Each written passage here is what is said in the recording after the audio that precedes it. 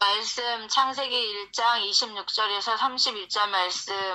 하나님이 이르시되 우리의 형상을 따라 우리의 모양대로 우리가 사람을 만들고 그들로 바다의 물고기와 하늘의 새와 가축과 온 땅과 땅에 기는 모든 것을 다스리게 하자 하시고, 하나님이 자기 형상 곧 하나님의 형상대로 사람을 창조하시되 남자와 여자를 창조하시고, 하나님이 그들에게 복을 주시며 하나님이 그들에게 이르시되 생육하고 번성하여 땅에 충만하라. 땅을 정복하라. 바다의 물고기와 하늘의 새와 땅에 움직이는 모든 생물을 다스리라 하시니라. 하나님이 이르시되 내가 온 지면에 씨 맺는 모든 채소와 씨 가진 열매 맺는 모든 나무를 너희에게 주노니 너희의 먹을거리가 되리라. 또 땅의 모든 짐승과 하늘의 모든 새와 생명이 있어 땅에 기는 모든 것에게는 내가 모든 푸른 풀을 먹을거리로 주노라 하시니 그대로 되니라. 하나님이 지으신 그 모든 것을 보시니 보시기에 심히 좋았더라. 저녁이 되고 아침이 되니 이는 여섯째 날이니라. 아멘. 아멘. 네, 감사합니다. 네, 오늘 선포된 본문 말씀에 의해서 하나님 관점으로 본 창세기 강론 시리즈 네 번째 시간입니다. 하나님 형상으로 창조에 대한 오해. 네, 오늘 하나님 형상으로 창조에 대한 오해라는 제목으로 이한드레 목사님께서 말씀을 선포해 주시겠습니다. 네, 목사님 부탁드립니다. 좋으신 아버지 감사합니다. 오늘도 함께 말씀을 나누고 기도하려고 저희들이 모였습니다. 연약한 것 불쌍히 여기시고 우리 모두에게 하나님의 은혜로서 충만하게 하시고, 또 말씀을 깨닫고 또 결단하고 나가서 기도할 때 주의 성령이 역사하셔서 여러 가지 기적과 응답을 받을 수 있는 그런 우리의 모임이 되게 하시고 기도가 되게 도와주십시오. 연약한 종 오늘도 불쌍히 여기셔서 입술을 주관하시고 하나님의 귀한 섭리만 드러나도록 사용해 주시기를 간절히 소망합니다. 예수님의 이름으로 기도올리옵나이다. 아멘. 아멘. 예, 샬롬 반갑습니다. 오늘 창세기 강론 시리즈 네 번째 시간이 됐네요. 하나님 형상으로 창조에 대한 오해, 이런 제목으로 함께 말씀을 나누겠습니다. 오늘 본문 가운데 창세기 1장 26절로 27절 말씀해 보니까 하나님이 가라사대 우리의 형상을 따라 우리의 모양대로 우리가 사람을 만들고 그랬어요. 그래서 하나님이 자기 형상 곧 하나님의 형상대로 사람을 창조하시되 남자와 여자를 창조하시고, 그래서 이 두 번째 창조 기사인 창조의 한 주간에서는 하나님의 형상대로 창조하셨고 남자와 여자를 동시에 창조하셨습니다. 그런데 창세기 2장 7절 이제 세 번째 창조 기사인 아담과 에덴과 여자를 창조하는 장면에서 보면은 여호와 하나님이 흙으로 사람을 지으시고 생기를 그 코에 불어넣으시니 사람이 생명이 된지라. 여호와 하나님이 아담을 깊이 잠들게 하시니 잠들매 그가 그 갈빗대 하나를 취하고 살로 대신 채우시고 여호와 하나님이 아담에게서 취하신 그 갈빗대로 여자를 만드시고 그를 아담에게로 이끌어 오시니. 이 세 번째 창조 기사인 아담과 에덴과 여자를 창조할 때는 아담과 여자를 따로 지으셨어요. 창조의 한 주간에는 남자 여자를 한꺼번에 지으셨잖아요.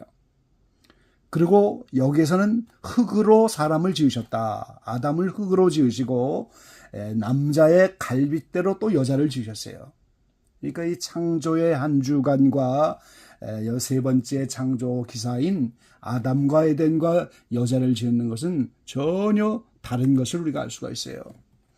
아담 하와의 창조는 흙으로 시작해서 지으시고 갈빗대로 지으셨고, 창조의 한 주간에서는 남자 여자를 동시에 지으시고 하나님의 형상으로 창조하였다고 말씀하셨어요. 그럼 우리가 여기서 두 번째, 세 번째 시간에 창조의 한 주간이 설계도다 하는 것을 말씀을 드렸잖아요. 그러니까 창조의 한 주간에서 하나님의 형상대로 남자 여자가 창조된 것이 마지막 날인 여섯째 날이었다는 거예요. 그리고 아담은 흙으로 지으셔서 하나님의 형상으로 지으신 것이 아니었다는 사실을 우리가 여기서 알 수가 있죠. 예, 도표를 또 올려드렸는데요. 동영상을 통해서 보시기 바랍니다. 하나님이 처음부터 종말을 보이셔서 이 창조의 한 주간의 여섯째 날까지 그리고 일곱째 날 안식을 이것이 인류 역사에 장차 되어질 일, 종말에 되어질 일을 미리 보이셨다고 했잖아요. 그러니까 하나님의 형상대로 남자 여자를 지은 것은 여섯째 날입니다. 하나님의 형상으로 완성이 돼야 안식이 오는 거예요. 그리고 예수님이 이 땅에 오셔서 한 사람의 죄인의 입장에서 오늘 완전의 길까지 걸어가는 모범을 보이셨는데 그 예수님도 공생애를 시작하시고 나서 오늘 내일 모레 그것이 공생애 이후로 3일 동안 걸어갈 넷째 날, 다섯째 날, 여섯째 날의 역사다 하는 걸 말씀을 드렸잖아요. 그리고 이스라엘을 선민으로 부르셔서 애굽을 떠나서 가나안까지 가서 솔로몬 시대의 예루살렘 성을 완성하는 것이 새하늘 새 땅과 새 예루살렘이 내려오는 인류 역사 전체의 과정이라고 말씀을 드렸어요. 이거를 성경은 거울이라고 말씀하죠. 그리고 선민인 이스라엘을 부르셔서 오늘 호세아를 통해서 하나님이 찢으셨다. 이건 구약시대에 하나님이 이스라엘을 버리는 거예요. 그리고 이틀째 살리신다. 예수님이 오시고 제3일에 일으키신다. 이 선민도 그렇게 하시는 거예요. 그거 지금 성경에 요한계시록을 비롯하여 인류 역사 전체도 지금 우리가 예수님 공중강림하기 직전인데 예수님 공중강림하면 환란이 오고 이어서 이제 메시아 왕국이 나타날 겁니다. 그래서 메시아 왕국 끝에 천년왕국이 끝나는 그 여섯째 날 그때 비로소 남자 여자가 하나님의 형상으로 만들어진다는 거예요. 그러니까 아담은 흙으로 만들어졌고 하나님의 형상대로 만들어진 창조의 한 주간이 설계도인데 그때 하나님의 형상대로 만들어진 것은 아담이 아니고 남자와 여자다 그 말인 거예요. 그래서 먼저 아담이 하나님의 형상대로 창조된 것이 아니다 하는 사실을 우리가 알 수가 있죠. 흙으로 만드셨는데 그 코에 생기를 불어넣으셔서 생명이 된지라 창세기 2장 7절에 그렇게 말씀하셨어요. 자, 이 생명이 됐다고 하는 것은 하나님이 영을 생기는 곧 호흡, 영입니다. 영을 불어넣으셔서 생명이 됐기 때문에 하나님의 영을 받을 수 있는 사람이 되어졌다 그 말이에요. 자, 창세기 4장 14절에 보면 이 가인이 저주를 받아서 쫓겨나면서 이렇게 고백하잖아요.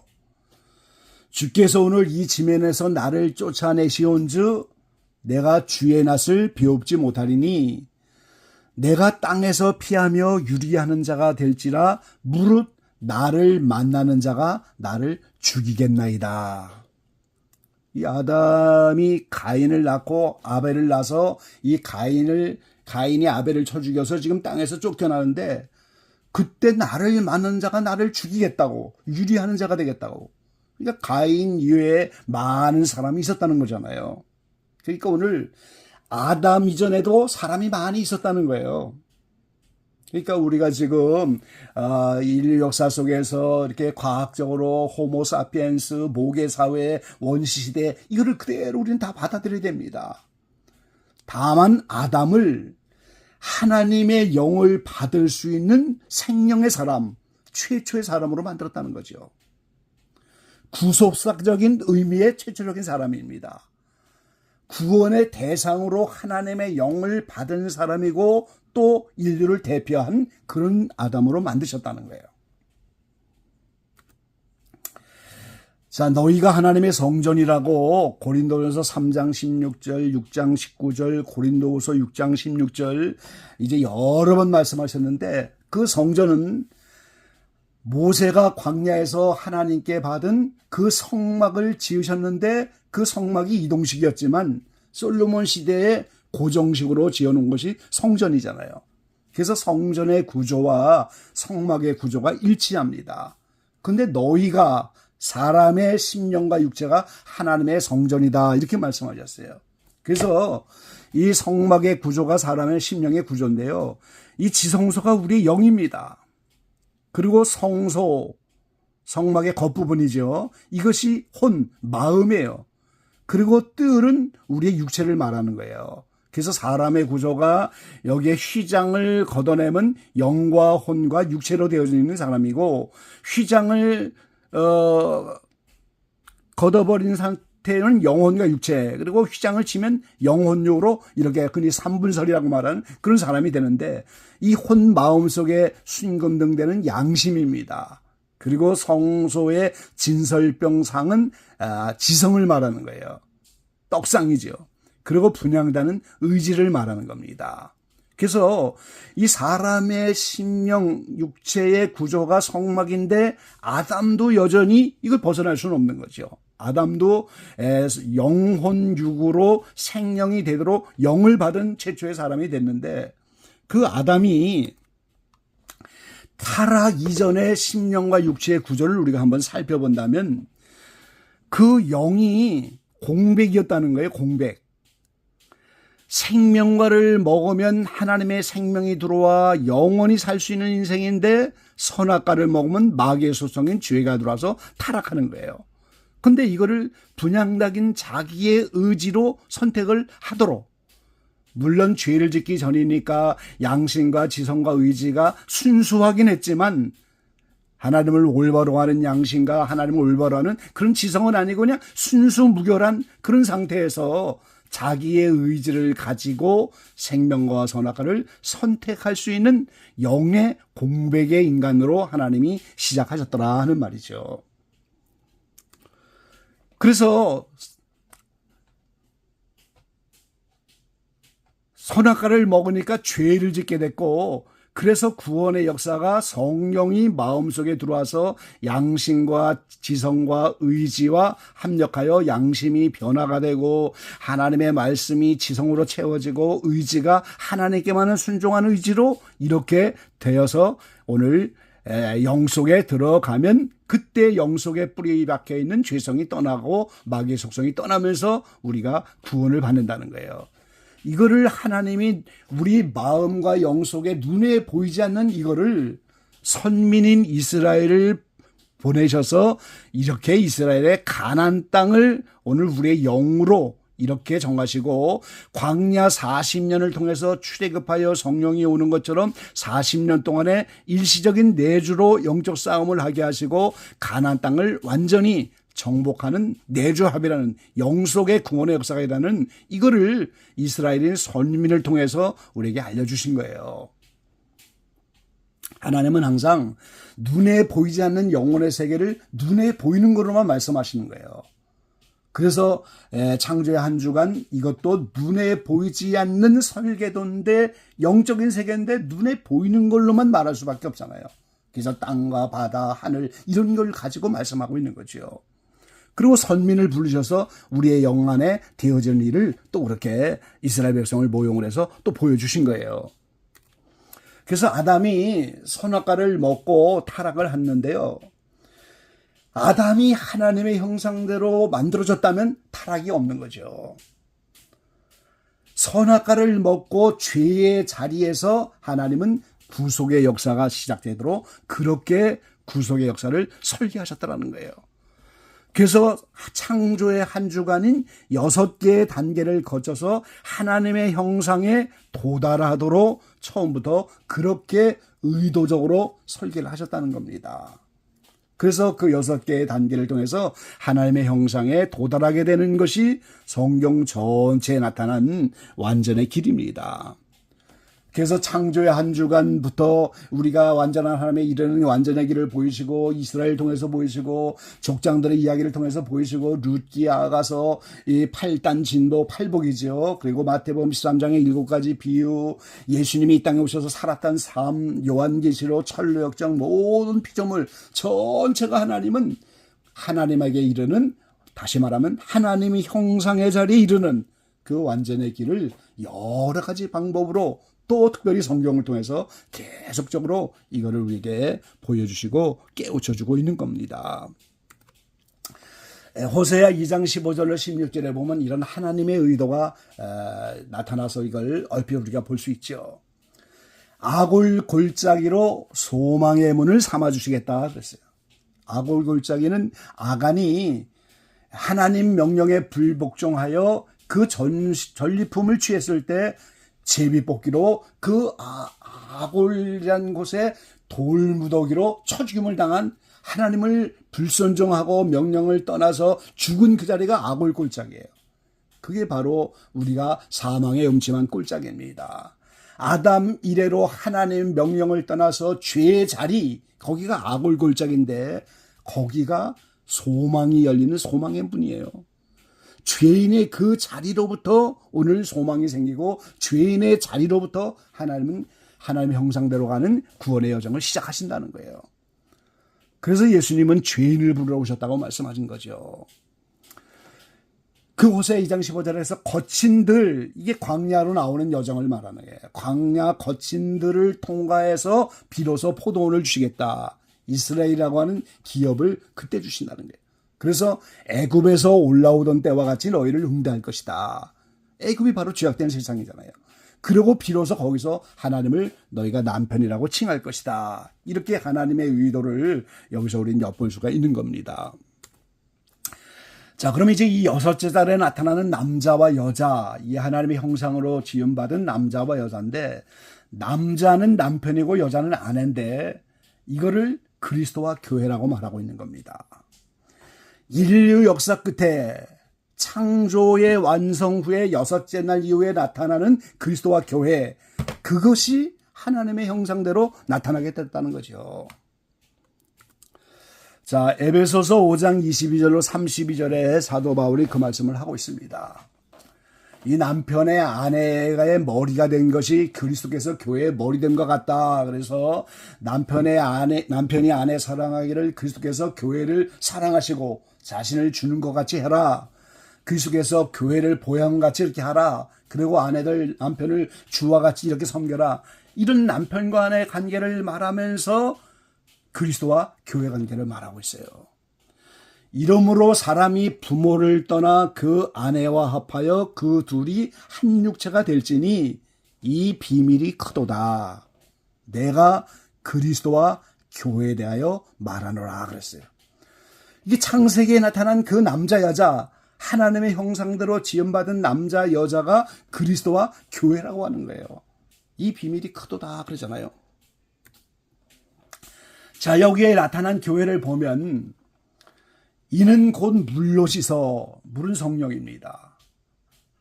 말씀으로 깨끗하게 하사. 자, 예수님이 공생애를 사시면서 12제자에게도 요한복음에 보면 내가 이미 너희를 말씀으로 깨끗하게 하였다 그러잖아요. 그래서 이 교회를 물로 성령으로 씻고 말씀으로 깨끗하게 하셔서 거룩하게 하시고 자기 앞에 영광스러운 교회로 세우사 티나 주름 잡힌 것이나 이런 것들이 없이 거룩하고 흠이 없게 하려 하심이니라 그랬어요. 인류 역사 속에서 이런 교회가 있습니까? 이런 교회가 없잖아요. 이런 사람이 있어요? 티나 주름 잡힌 것이나 아무것도 없이 깨끗하고 거룩하고 흠이 없는, 그래서 이것이 이런 사람들이 모여있는 영광스러운 교회, 이게 하나님의 형상대로 만들어가자는 과정을 의미하는 거예요. 이런 교회와 이런 인물들이 없잖아요, 현재는.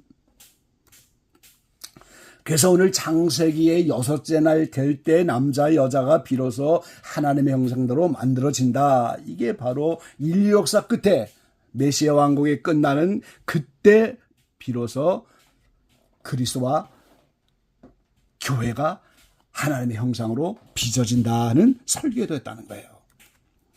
그럼 여기서 하나님의 형상은 뭡니까? 자, 이 하나님은 볼 수가 없는 분이잖아요. 그 형상을 우리가 어떻게 알겠어요? 그런데 골로새 1장 15절에 보면 그는 보이지 아니하시는 하나님의 형상이요 모든 창조물보다 먼저 나신 자니 그랬어요. 하나님은 볼 수가 없는 분이니까 그 형상과 모양을 알 수 없지만 하나님이 눈에 보이는 하나님으로 오신 분이 예수님이고 그 예수님이 하나님의 형상이다 그 말이에요. 그래서 오늘 로마서 8장 28절로 30절에 보면 부르심의 목적이 나와 있잖아요. 하나님이 미리 아신 자들로 또한 그 아들의 형상을 본받게 하기 위하여 미리 정하셨으니 오늘 저와 여러분은 그 아들의 형상을 본받게 하려고 미리 정하시고 미리 정하신 그들을 부르시고 부르신 그들을 또한 의롭다 하시고 의롭다 하신 그들을 영화롭게 하셨느니라. 그러니까 오늘 저와 여러분이 하나님이 미리 정하셔서 부름받아서 지금 우리가 하나님의 자녀로 지금 이렇게 하나님을 따라가는데 그 부르신 목적이 아들의 형상을 본받게 하는 거고 아들의 형상을 본받는 것이 결국 의롭게 된 다음에 영화롭게 되는 것이다. 이렇게 말씀하고 있는 거예요. 부르심의 목적은 우리가 아들의 형상을 본받는 겁니다. 그리고 구원의 서정, 구원의 과정이 부르시고 의롭게 하시고 영화롭게 되는데 이 영화롭게 되는 아들의 형상 이것이 부활을 의미하는 겁니다. 부활을 영화로운 몸이라고 하잖아요. 자, 요한복음 17장 4절로 5절에 보면 예수님이 마지막으로 기도하시죠. 아버지께서 내게 하라고 주신 일을 내가 이루어 아버지를 이 세상에서 영화롭게 하였사오니 아버지여 창세전에 내가 아버지와 함께 가졌던 영화로서 지금도 아버지와 함께 나를 영화롭게 하옵소서. 이 마지막 십자가를 앞에 두고 기도하시는 건데 이 영화가 종종 영광으로 번역이 되고 있어요. 어떤 성경에는 영광이라고 합니다. 그러니까 이 세상에 오셔서 아버지께 영광을 돌렸다는 거예요. 아버지를 영화롭게 했다는 거예요. 그거는 하나님의 성품과 속성을 드러내는 것을 우리가 영광이라고 하는 겁니다. 하나님이 빛이시잖아요. 그러니까 예수님이 우리는 하나님의 빛을 알 수가 없는데 하나님의 형상이 눈에 보이도록 온 예수님을 통해서 예수님이 내가 세상의 빛이다. 예수님을 보니까 하나님이 빛인 것을 우리가 아는 거죠. 하나님은 사랑이신데 예수님도 사랑이라고 하셨어요. 그래서 그분의 삶과 인격과 말씀을 통해서 빛이 무엇인지 사랑이 무엇인지 하나님은 평강의 하나님이라고 말씀하셨는데 하나님의 평강과 평안을 우리가 어떻게 압니까? 예수님이 이 땅에 오셔서 우리에게 세상이 줄 수 없는 평안을 주시고 하나님의 평강이 뭔지를 우리에게 보여주시고 그래서 이 하나님의 모든 빛과 사랑과 평강과 이런 하나님의 속성과 성품을 드러내는 것을 영화롭게 하셨고 영광스럽게 하셨다 이렇게 말하는 거예요. 그럼 우리도 마찬가지입니다. 지금 하나님께 영광 돌린다는 것은 다른 것이 아니에요. 그분의 성품을 우리가 드러내는 거예요. 주님이 빛인데 그 빛을 우리가 반사받아서 그걸 비친다는 거죠. 태양은 하나밖에 없고 이제 달과 별들이 다 태양빛을 받아서 빛을 비추고 달과 별은 다 암체고 발광체가 아니잖아요. 오늘 저와 여러분 다 주님이 의의 태양이신 그분의 빛을 받아 그냥 반사하는 거 그걸로 영광을 돌리는 겁니다. 그럼 이제 십자가를 통해서 지금까지 영화롭게 했는데 다시 한번 나를 영화롭게 하옵소서 기도하셨는데 남은 영화가 뭡니까? 남은 하나님의 성품을 뭐를 드러내게 해달라는 거예요. 그건 바로 영생입니다. 십자가를 통해서 죽으셔서 우리를 위한 속죄제물이 되셨지만 영원한 영생의 하나님이신 그분이 부활로 예수님에게 부활의 생명을 주니까 오늘 다시 한번 부활의 몸으로 나타나셔서 영생의 하나님, 하나님의 영원한 생명이라고 하는 그 성품을 예수님을 통해서 보여달라. 이게 다시 한번 영원하게 해달라고 하는 마지막 기도인 거예요. 그래서 사도행전 3장 13절 15절에 보니까 우리 조상의 하나님이 그 종 예수를 영화롭게 하셨느니라 그랬어요. 기도하신 그대로 영화롭게 해주셨죠. 빌라도를 통해서 결혼한 것을 그대로 지켜서 이제 살인한 사람을 놓아주고 생명의 주를 너희가 죽였도다. 그러나 하나님이 죽은 자 가운데서 살리셨으니 우리가 이 일의 증인이로라. 이 12제자가 바로 증인이 됐는데, 죽은 자 가운데서 예수님이 부활하신 부활의 증인이고, 영화롭게 해달라고 한 기도 그대로 하나님이 영화롭게 해주셔서 다시 살리셔서 부활을 이루셨어요. 그래서 오늘 저와 여러분이 구속의 완성이 되어지는 것은 두 가지인데요. 영혼의 구속입니다. 이건 죄에서 해방되는 거고, 우리가 몸의 구속을 받아야 되는데 이게 부활이에요. 이것이 예수님의 형상을 이루시는 거예요. 그게 하나님의 형상으로 지음을 받는 겁니다. 그래서 사도 바울은 로마서 8장 1절 2절에 그러므로 이제 그리스도 예수 안에 있는 자에게는 결코 정죄함이 없나니 이는 그리스도 예수 안에 있는 생명의 성령의 법이 죄와 사망을 벗어 너를 해방하였습니다. 로마서 7장에서 오라는 곤고한 사람이로다 탄식하던 사도 바울이 로마서 8장으로 넘어가면서 죄에서 해방됐다고 선언하고 있어요. 그래서 같은 로마서 8장 23절에 보면 이뿐 아니라 또한 우리 곧 성령의 처음 익은 열매를 받은 우리까지도 속으로 탄식하여 양자될 것 곧 우리 몸의 구속을 기다리느니라 그랬어요. 몸의 구속이 이루어져서 부활이 돼야 하나님의 아들이 되고 양자가 된다는 거예요.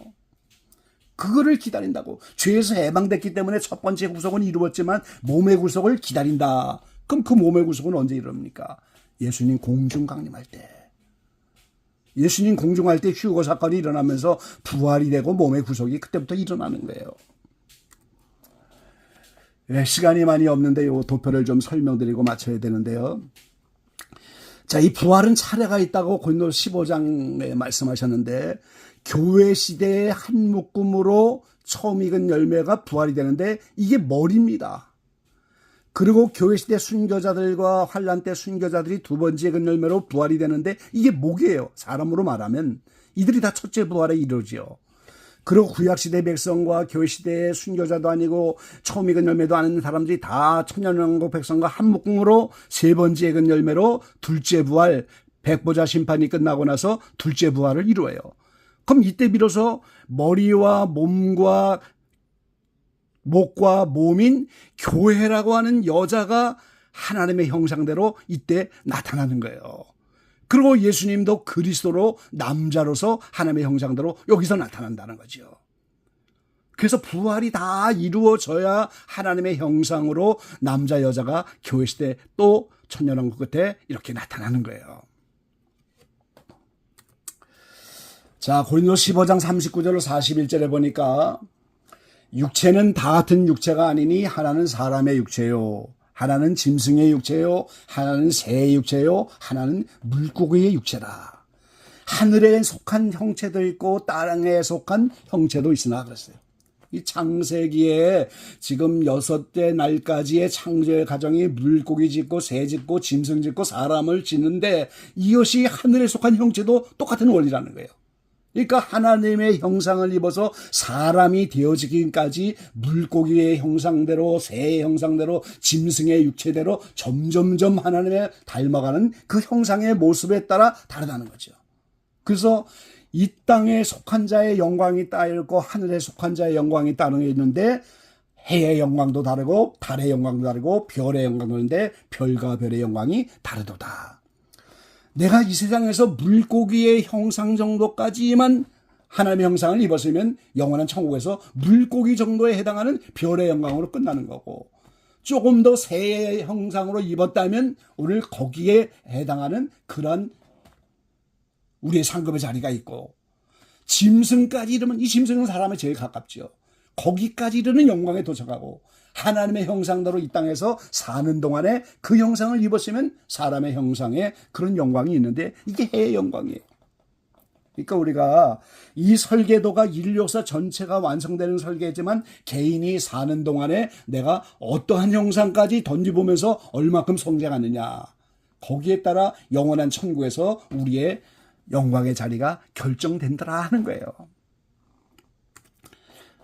예, 이따 동영상을 통해서 이 도표를 좀 보시는데요. 이게 시간이 없어서 설명을 못 드립니다. 이 남자, 여자가 창세기에 말한 그것이 그리스도와 교회인데 인류 역사 끝에 나타날 때 오늘 우리는 머리에 붙은 지체로 구원도 있고 목에 지체, 나머지 지체로 그 영광이 다 달라요. 해와 달과 별의 영광이 다 달라요. 그래서 휴거되는 성도들은 머리 지체로 이제 새 예루살렘 안에 들어갑니다. 그들이 신부예요. 그들이 해를 입은 여자고 왕 같은 제사장이고 순교자는 들러리로 레위 신하와 같고 나머지는 다 만국으로 돌아가서 축하기이고 오늘 백성에 불과하다는 거예요. 이런 영광의 차이가 있는 거죠. 예, 이번 시리즈를 통해서 이렇게 하나님의 형상으로 던진 것이 무엇인가 이 비밀들을 좀 더 깨달으시고 기적의 방의 모든 지체들은 더 놀라운 영광의 자리, 하나님의 형상까지 던지며 나가는 이런 놀라운 영의 자리까지 사모하며 달려가는 모든 지체들 되시고 그러한 가운데 기도할 때 더 많은 기적과 응답을 받을 줄로 믿습니다. 예, 마이크 넘기겠습니다. 아멘.